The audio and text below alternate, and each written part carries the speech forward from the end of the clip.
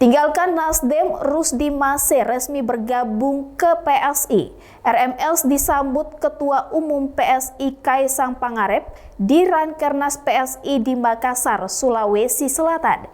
Hijrahnya Rusdi Mase disebut-sebut akan membawa kekuatan besar bagi PSI di Sulawesi Selatan.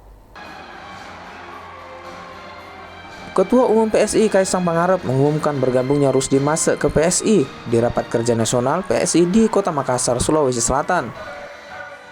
Rusdi Mase meletakkan jabatannya sebagai Ketua DPW Nasdem Sulsel setelah mengantar Nasdem menjadi pemenang di Pileg dan juga Pilkada Sulsel tahun 2024 lalu.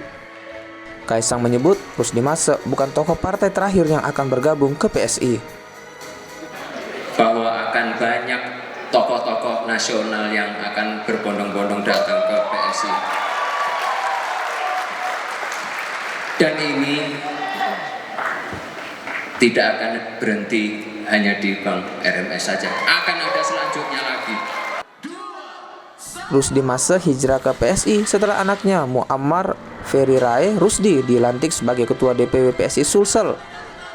Rusdi Mase disebut juga membawa loyalisnya ke PSI. Konflik internal saya tidak pernah berkonflik sama orang, sama siapapun. Yang jelas saya menyelesaikan tanggung jawab saya di Nasdem. Itu. Terus gerbong, saya ini tidak punya gerbong.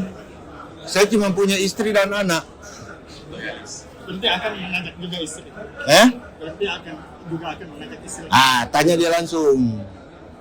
Loyalis. Ya, tapi saya harus ikut anak saya. Kamu juga pasti, kalau arahnya anakmu, tujuannya baik, pasti kamu ikut.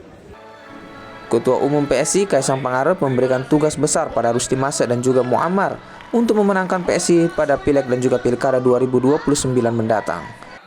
Nila Rustam, Kompas TV Makassar, Sulawesi Selatan.